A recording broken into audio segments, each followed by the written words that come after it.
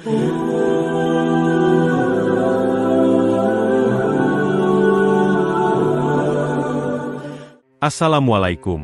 warahmatullahi wabarakatuh. Sahabat Mumtana, sebelum menyimak kisah cerita hari ini, saya sarankan untuk menulis sholawat kepada Nabi di kolom komentar. Semoga sholawat kita menjadi penolong kita kelak di padang mahsyar. Kami doakan semoga kalian mendapatkan rezeki yang barokah dan diberi kemudahan oleh Allah Subhanahu wa Ta'ala dalam menjalani kehidupan sehari-hari. Makkah sedang berada di puncak musim haji. Udara begitu panas, matahari menggantung tinggi tanpa belas kasihan, membakar bumi tanah suci dengan suhu yang menyentuh 45 derajat Celcius. Jutaan jemaah dari berbagai penjuru dunia memadati Masjidil Haram, mengelilingi Ka'bah dengan pakaian ihram serba putih, larut dalam zikir dan doa. Di antara lautan manusia itu, seorang pemuda Indonesia bernama Fahri menapak pelataran suci dengan langkah khusyuk. Tubuhnya kurus, kulitnya legam karena matahari, tapi pancaran matanya tenang dan penuh keyakinan. Ia bukan jemaah kaya atau berpangkat. Ia hanya seorang rakyat biasa yang menabung bertahun-tahun demi bisa menunaikan rukun Islam kelima. Saat ia memulai putaran ketiganya dalam tawaf, tiba-tiba telinganya menangkap suara lirih yang hampir tenggelam dalam hiruk-pikuk. Tolong saya." Suara itu serak, lemah, seperti tertelan debu panas yang berputar di udara. Refleks, Fahri menghentikan langkahnya dan menoleh. Di antara tubuh-tubuh yang terus bergerak, ia melihat seorang nenek tua dengan hijab putih kusut terjatuh. Beberapa jemaah tak sengaja menginjak ujung pakaian atau menabraknya tanpa sadar. Wajah nenek itu tampak ketakutan dan kesakitan. Tanpa berpikir panjang, Fahri menerobos arus manusia. Ia berjuang menembus kerumunan, lalu merunduk, menangkup tubuh sang nenek dengan kedua tangannya. Dengan susah payah, ia menyeret tubuh rapuh itu ke sisi dinding Ka'bah yang sedikit lebih lengang. Nafasnya terengah-engah, tubuhnya dibasahi peluh. "Umi, bisa dengar saya?" tanyanya gemetar, menggenggam tangan keriput wanita itu. Wanita itu membuka matanya perlahan. "Saya belum selesai tawaf." Fahri menahan haru.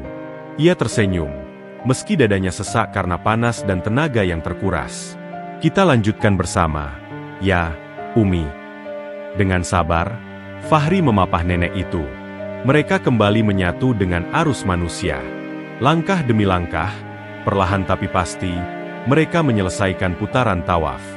Di bawah langit Makkah yang membara, dua insan dari negeri berbeda berjalan berdampingan menuju Hajar Aswad. Ketika tangan mereka menyentuh batu suci itu, air mata Fahri jatuh, bukan karena lelah, tapi karena takdir mempertemukannya dengan seseorang yang mungkin telah ditentukan sejak langit pertama kali digulung. Dalam pelukan rahmat Ka'bah, kisah mereka pun dimulai. Hari-hari haji terus berjalan, dan kini jutaan jemaah bergerak menuju Mina, tempat melontar jumrah, ritual simbolik melempar setan yang menuntut kesabaran, keteguhan, dan keberanian. Fahri, meski kakinya masih terasa nyeri akibat insiden saat menyelamatkan Umi Kalsum di area tawaf, tetap melanjutkan perjalanannya.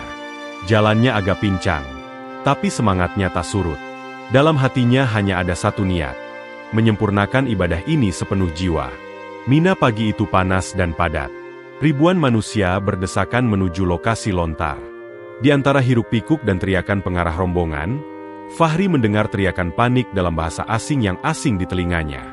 Ia menoleh dan melihat dua wanita muda, berkulit putih pucat, berwajah Timur Tengah, terlihat ketakutan. Salah satunya hampir tergelincir, sementara yang lain mencoba menahannya.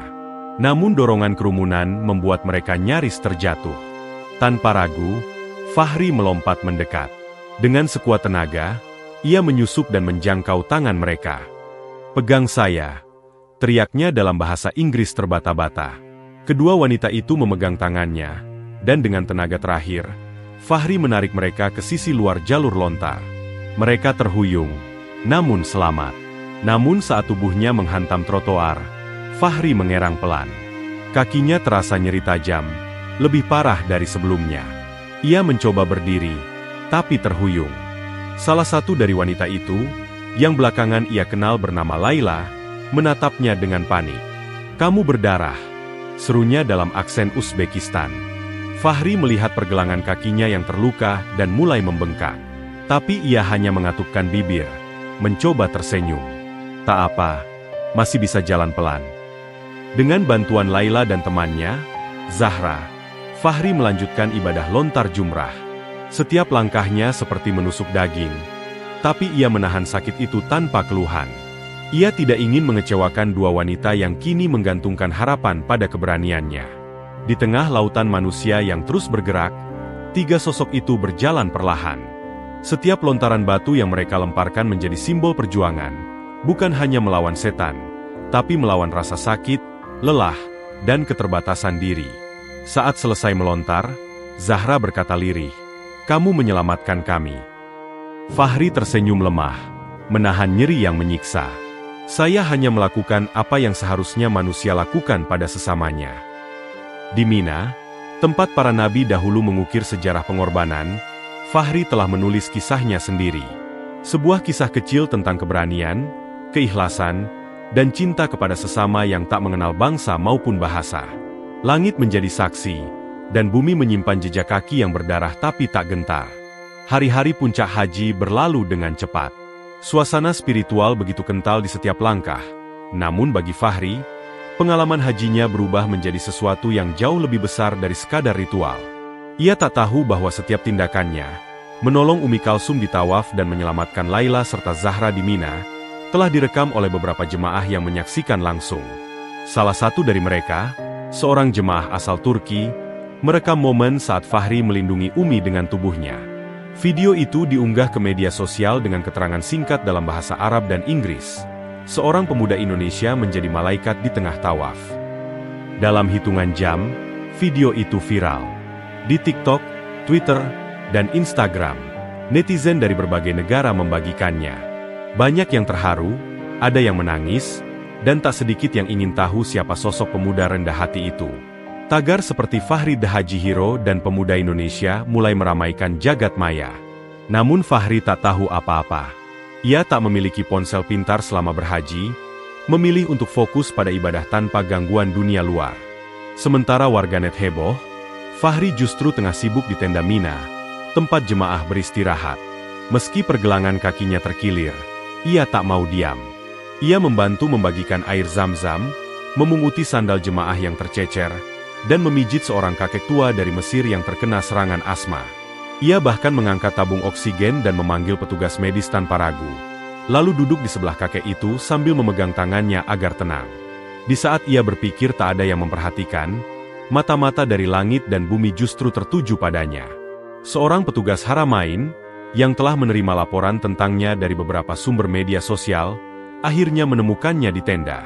Petugas itu mendekati Fahri dengan sopan dan bertanya, "Apakah Anda yang menyelamatkan nenek Malaysia dan dua wanita Uzbekistan?" Fahri sempat bingung. "Saya hanya bantu sedikit, Pak." Petugas itu tersenyum. "Banyak orang menyebut Anda pahlawan." Fahri tersipu. "Saya bukan pahlawan. Saya cuma ingin menyelesaikan ibadah saya sebaik mungkin." Malam itu, Fahri dibawa ke kantor petugas Masjidil Haram secara khusus. Ia diminta beristirahat dan diperiksa kondisinya oleh dokter sukarelawan. Namun lebih dari itu, tanpa ia sadari, dunia sedang menatapnya. Seorang pemuda biasa, tapi dengan hati yang luar biasa. Tak pernah terbersit dalam pikirannya bahwa ketulusannya akan menyentuh jutaan orang. Bagi Fahri, semua itu hanya bentuk cinta kepada sesama hamba Allah. Tapi di zaman digital, kebaikan sekecil apapun bisa menjadi cahaya yang menerangi dunia. Dan Fahri, tanpa niat sedikit pun untuk terkenal, telah menjadi pelita kecil di tengah gelapnya dunia yang sering lupa pada makna kemanusiaan. Pagi itu, udara di Makkah terasa lebih tenang. Suasana haru dan rasa syukur menyelimuti Masjidil Haram. Fahri, dengan kaki masih dibalut perban, dipanggil ke sebuah ruangan khusus di kompleks Haramain. Ia belum tahu sepenuhnya apa yang menantinya. Tetapi senyuman para petugas yang menyambutnya memberi isyarat bahwa ini bukan sekadar pertemuan biasa. Di dalam ruangan berpendingin udara itu, sejumlah tokoh penting dari otoritas Haramain dan Kementerian Haji Arab Saudi telah menantinya. Mereka bukan sekadar ingin berterima kasih, tapi memberi penghargaan secara resmi. Tayangan video yang memperlihatkan Fahri menolong Umi Kalsum dan dua wanita Uzbekistan ditampilkan di layar besar. Semua yang hadir terdiam, Sebagian bahkan tampak menahan air mata. Engkau telah menunjukkan nilai sejati dari haji. Tolong-menolong, kasih sayang, dan pengorbanan, ujar salah satu pejabat tinggi dengan suara bergetar. Tidak semua orang mampu menunjukkan kemuliaan hati seperti itu, apalagi dalam kondisi yang penuh tekanan. Fahri hanya menunduk. Ia merasa semua pujian itu terlalu besar untuknya. Baginya, apa yang ia lakukan adalah hal yang seharusnya dilakukan siapapun dalam situasi yang sama. Lalu, datanglah tawaran yang mengejutkan.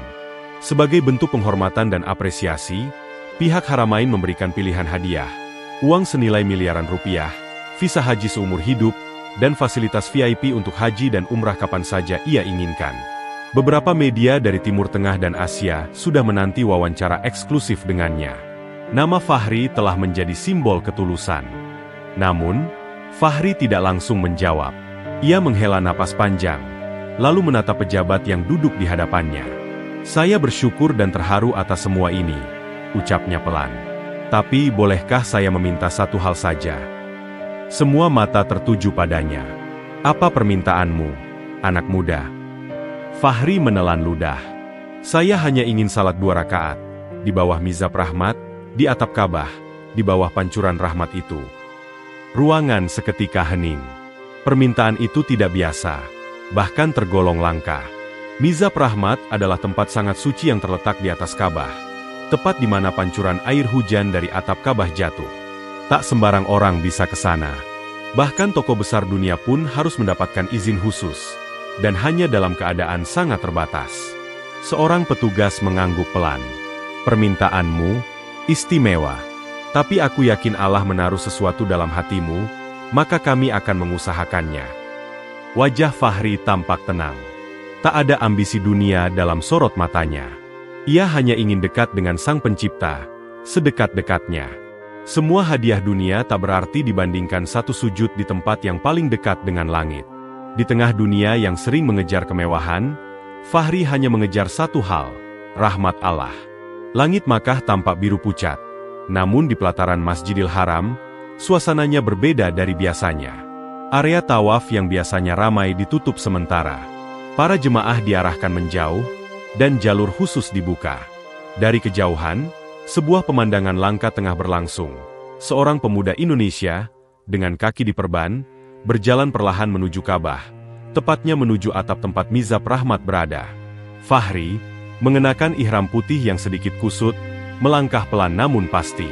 Di bawah pandangan ribuan jemaah yang berdiri diam di batas pengamanan, ia menapaki anak tangga menuju atap Ka'bah. Tidak ada teriakan, tidak ada sorak-sorai. Yang terdengar hanyalah desir angin, gemuruh hati yang menyaksikan, dan suara napas Fahri yang berusaha tetap tenang. Hatinya berdegup cepat, bukan karena gugup, tapi karena ia tahu. Inilah momen yang mungkin hanya terjadi sekali dalam seumur hidup, atau bahkan dalam 1000 kehidupan. Ketika ia sampai di bawah mizab rahmat, pancuran emas di sisi utara atap Ka'bah, ia berdiri sejenak. Sinar matahari menyentuh wajahnya, dan di tempat yang sangat suci itu, Fahri mengangkat tangan, lalu bertakbir. "Allahu Akbar." Suaranya lirih namun penuh getaran. Ia rukuk, perlahan, seakan ingin menghentikan waktu. Lalu ia bersujud, meletakkan dahinya di atas marmer putih Ka'bah yang sejuk meski matahari menyengat. Air matanya jatuh, satu demi satu, membasahi tempat sujudnya. Hatinya remuk dalam keheningan spiritual. Di dalam sujudnya, ia hanya berbisik, "Ya Allah, jangan jauhkan aku dari tempat ini. Jadikan aku tamu MU, meski tak punya apa-apa. Biarkan aku menjadi hamba MU, walau tak dikenal siapa-siapa." Di bawah sana, jemaah dari berbagai negara hanya bisa menyaksikan. Beberapa menangis tanpa tahu siapa Fahri sebenarnya. Yang lain memejamkan mata, larut dalam keharuan yang belum pernah mereka rasakan selama di Tanah Suci. Banyak dari mereka tak memahami bahasa Indonesia, tapi mereka memahami bahasa air mata dan sujud yang tulus. Suatu bahasa universal yang menembus batas budaya, bangsa, dan bahasa. Para petugas yang mendampingi Fahri pun tertunduk diam. Mereka menyadari, di atas Ka'bah itu, bukan seorang tokoh besar yang sedang salat, bukan pemimpin negara atau ulama ternama, tapi seorang pemuda sederhana yang tulus hatinya, yang doanya mungkin lebih didengar langit daripada orang-orang yang dikenal dunia. Ketika Fahri menuntaskan salam, ia masih diam sejenak. Pandangannya menatap langit. Lalu ia tersenyum kecil. Sebuah senyum lega, seolah seluruh beban hidup telah larut bersama air mata yang jatuh di atas marmer suci itu. Hari itu, langit Makkah seperti lebih dekat. Dan dalam sunyi yang sakral, sebuah sujud sederhana telah mengguncang hati siapapun yang menyaksikannya. Hari-hari ibadah haji akhirnya berakhir. Makkah mulai perlahan kembali ke ritme normalnya. Meski gemuruh doa para jemaah masih menggema di udara. Fahri duduk diam di dalam bus menuju Bandara Jeddah, memandangi kota suci itu dari balik kaca. Senyap. Tak ada suara dari mulutnya. Hanya hati yang terus berzikir, mengulang-ulang nama Allah dengan penuh rindu. Ia tak membawa oleh-oleh mahal, tak pula koper penuh barang. Semua pemberian dari Haramain yang ditawarkan padanya, uang miliaran, fasilitas VIP, tiket haji seumur hidup, ia tolak dengan halus. Ia hanya membawa sebuah kain ihram, Al-Quran kecil yang lusuh, dan sepasang sandal tua yang menemaninya bertawaf, bersujud, dan meneteskan darah serta air mata. Bagi Fahri, itu cukup. Bahkan lebih dari cukup. Di Bandara King Abdulaziz, antrean jemaah begitu panjang. Namun tiba-tiba terdengar suara memanggil dari arah belakang. Fahri. Fahri menoleh. Di sana berdiri Laila, mengenakan abaya hijau tua dan kerudung krem. Wajahnya terlihat bersinar, lebih tenang dibanding saat di Mina. Di sampingnya ada Zahra, tersenyum dengan mata berkaca-kaca. Kami mencarimu sejak malam terakhir di Musdalifah, ujar Laila. Kami ingin mengucapkan terima kasih. Bukan hanya karena kau menyelamatkan kami, tapi karena kau mengajarkan kami arti keberanian. Fahri mengangguk. Malu. Aku hanya melakukan apa yang seharusnya. Zahra menggenggam tangan Fahri sebentar. Kalau dunia ini punya lebih banyak orang sepertimu, mungkin tak akan ada lagi yang diinjak saat jatuh. Ketiganya tertawa kecil. Hening sesaat. Semoga kita bertemu lagi, kata Laila. Mungkin di sini lagi. Di tanah suci. Fahri tersenyum, mengangguk. Kalau Allah mengizinkan. Di tempat ini, bukan untuk selfie atau pencitraan, tapi untuk belajar menjadi hamba. Mereka berpisah dengan pelukan singkat dan lirih doa-doa yang menggantung di udara. Pesawat Garuda Indonesia yang membawa Fahri terangkat perlahan, meninggalkan langit Makkah yang mulai redup. Dari jendela pesawat, ia melihat bayangan Ka'bah mengecil, namun membesar di dalam dadanya. Sesampainya di tanah air, tak ada sambutan meriah, tak ada kamera wartawan, tak ada bunga atau poster bertuliskan, "Selamat datang pahlawan haji." Ia berjalan keluar bandara seperti jemaah biasa, membawa pulang hanya satu hal yang tak bisa dibeli, kedamaian dalam dada. Di tengah dunia yang penuh ambisi dan persaingan, Fahri pulang dengan tangan hampa, tapi hatinya penuh. Ia mungkin bukan siapa-siapa di bumi, tapi barangkali di langit, namanya telah ditulis dengan tinta cahaya, di buku para hamba yang dicintai Tuhannya.